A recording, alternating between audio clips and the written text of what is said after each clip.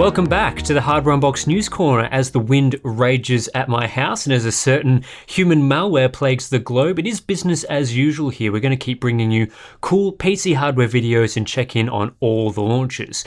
We're still hearing that a number of the key launches in the next few months have been impacted by the situation, some only in a minor capacity, which is good, but that's going to be something to watch out for. As it stands right now, though, I think we should see some interesting stuff come out in April. Doesn't sound like there's too much going on between now and then, but it should start ramping up again in April, mostly on the CPU side. Again, a bit of uncertainty around launches right now, but if you're holding out for some fresh hardware, that's when I'd expect stuff to happen. And before we get into the rest of this week's news topics, today's video is sponsored by Corsair and their new flagship mechanical gaming keyboard, the K95 Platinum XT. It features immersive dynamic per key RGB backlighting with 19-zone light edge, along with a comfortable cushioned leatherette palm rest and PBT double shot keycaps. The 6 dedicated macro keys are now compatible with Elgato's Stream Deck software, allowing you to easily and conveniently set commands such as record or take a screenshot, for example. And capping it all off are Cherry's MX Speed RGB silver key switches.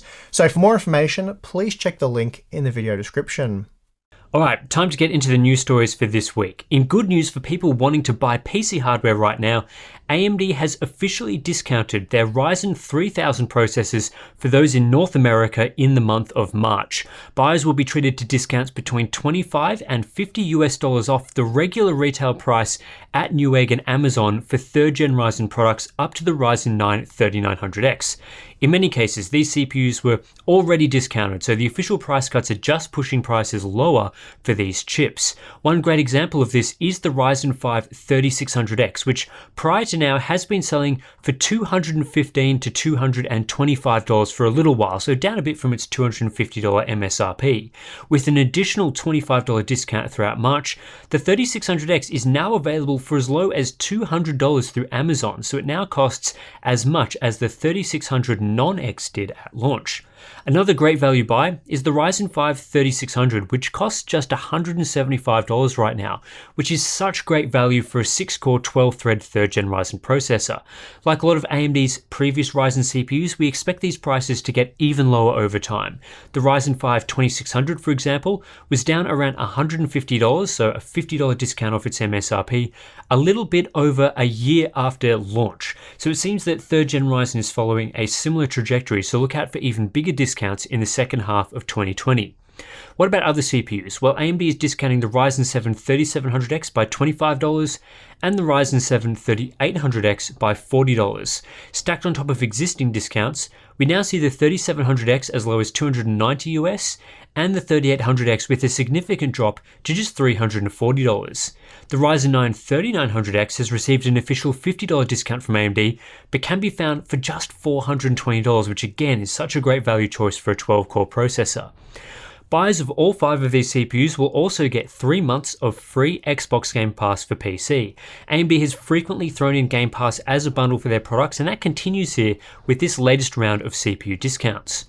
Unfortunately, no discounts are available for the Ryzen 9 3950X, which is still sitting at $750, although these days it is actually in stock, which is nice.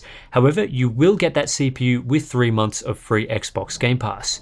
You won't find discounts on a Threadripper CPUs either, which shouldn't come as a surprise as these chips didn't launch that long ago. No Xbox Game Pass for those workstation-oriented processors.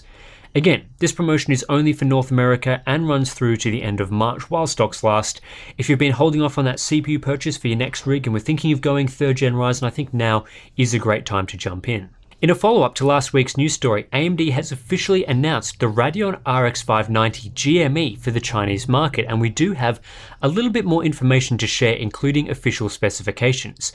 So as we talked about last week, the RX 590 GME is another Polaris GPU, and it uses the same core configuration as both the RX 590 and RX 580. So that's 36 compute units for 2,304 stream processors. Same memory configuration as well, with 8GB of GDDR5 5 on a 256-bit bus. While we did get some clock speed numbers from board partners in the retail listings last week, the big question was what are the official specs for these cards and what sort of GPU is it using? On clock speeds, we now know the official boost clock for this card is 1380 MHz with a 1257 MHz base clock. This is the same base clock as the RX 580, but with a 40 MHz higher boost clock. In comparison, the RX 590 is clocked a lot higher with a 1469 MHz base and 1545 MHz boost clock. So the RX 590 GME is clocked about 3% higher than a standard RX 580, but 11% lower than a true RX 590.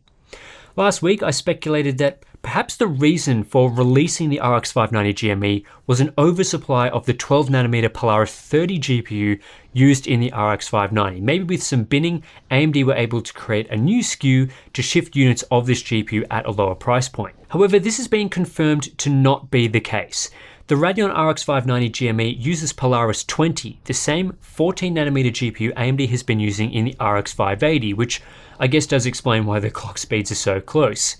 At the same time, this also means the 590 GME is not really an RX 590 at all. It's not clocked like an RX 590, and it doesn't use the same GPU. For all intents and purposes, this is an RX 580 with a small factory overclock being rebranded as an RX 590, then with GME slapped on the end. There really is no reason whatsoever why this card should exist and be branded in this way. The only purpose this is serving is to confuse customers into thinking they are maybe getting the faster RX 590 instead of the RX 580 if for whatever reason they miss or don't understand the GME text on the box. AMD could very easily just continue selling the RX 580 as is without any need for the RX 590 GME and its tiny clock speed increase. This sort of rebrand I think is deceptive and pretty uncool, even if it's only targeting a small portion of the market. If AMD really wants to produce a new Polaris product for whatever reason, and in this case I don't think there's really any compelling reason, this should have been called the RX 580 GME. Super clear naming, telling consumers this is an RX 580 Lite product, and in fact delivers slightly more performance than the regular product. No one buying it would end up disappointed. Instead, what we have is the potential for confusion and customers not getting what they wanted or were expecting. I don't like seeing this sort of thing, so yeah, let's move on to the next topic. MSI has extended the warranty on some of their products for some customers due to the human malware situation. And thanks to Gamers Nexus for coining the term human malware. If you're wondering why we've been using that, it's still unclear if we can talk about the certain global health issue right now without getting demonetized by YouTube. So you'll just have to swap out human malware with, yeah, well, you know what we're talking about. Anyway, MSI has extended their warranty by 2 months due to human malware. They say they want to ensure our valued customers don't have to worry about anything other than their health and safety. So yeah, nice gesture from them. The warranty extension is applicable to any desktop PCs, motherboards, all-in-one PCs, cases and monitors that would normally see its warranty expire within March 2020. It does exclude graphics cards and laptops, however. To make use of this warranty extension, you'll have to be part of the MSI Rewards program and live in one of the 20 most human malware affected countries. MSI also notes that since our customers in China are already part of an independent warranty extension program, this particular promotion doesn't apply to those residing there.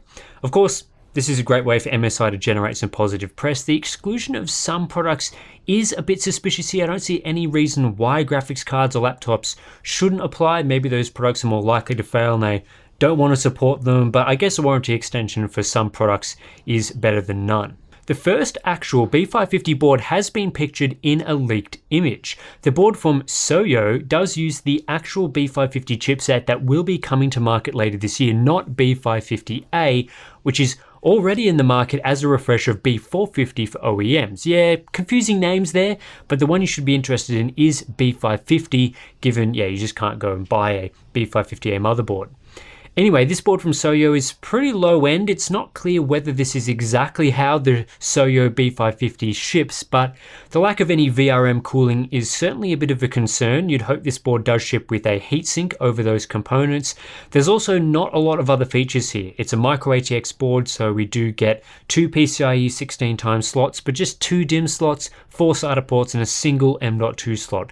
The I/O layout looks basic, and the board itself is quite ugly in my opinion. However, reports do suggest that B550 will support PCIe 4.0 for all PCIe slots on the board, bringing this to lower cost motherboards for the first time officially.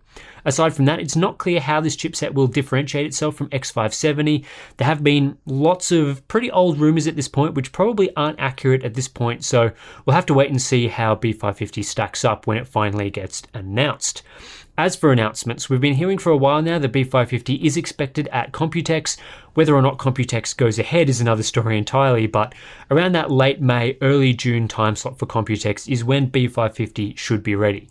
That said, sounds like a lot of OEMs have been preparing for B550 for a while now, so by the time these boards can be released, we should see a huge wave of cheaper 500 series AM4 products come to market. According to DigiTimes, and who knows what their track record is like these days, TSMC is set to begin volume production of 5nm chips in April, which does fit with TSMC's previous statements of volume manufacturing beginning in the first half of 2020. Additionally, their unnamed sources claim that capacity on that node is already fully booked by customers wanting a piece of that 5nm action. 5nm is, of course, the next big node from TSMC, following on from 7nm that hit volume production in early 2018. 7nm was first used for mobile SoCs, including Apple's A12, before also being used for larger chips like AMD's CPU and GPU lineups in 2019. It's expected that 5nm will also see its first use cases in smaller mobile SoCs, when perhaps the yields aren't quite as good. 5nm is expected to bring about an 84% increase in density over 7nm for about a 15% increase in power or a 30% reduction in power consumption.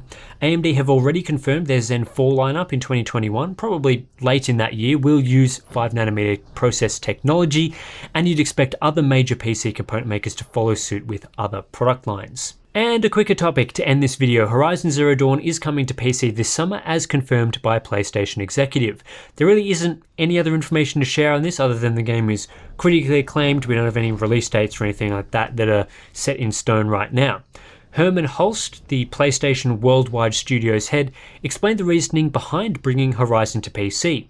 He said that, "I think it's important that we stay open to new ideas of how to introduce more people to PlayStation and show people maybe what we've been missing out on. In my mind, Horizon Zero Dawn was just a great fit in this particular instance." So yeah, it'll be great to see that particular game come to PC. I enjoyed playing it on the PS4, and I think it'll be quite a popular game among PC gamers. That's it for this week's News Corner. A bit of a shorter one than usual. We'll see some interesting news stories come out next week, I'm sure, so stay tuned for that stuff. And of course, subscribe to get this segment in your inbox every week. Give it a like if you enjoyed it. Consider supporting us on Patreon or through the merch store. Links are in the description below, and I'll catch you in the next one.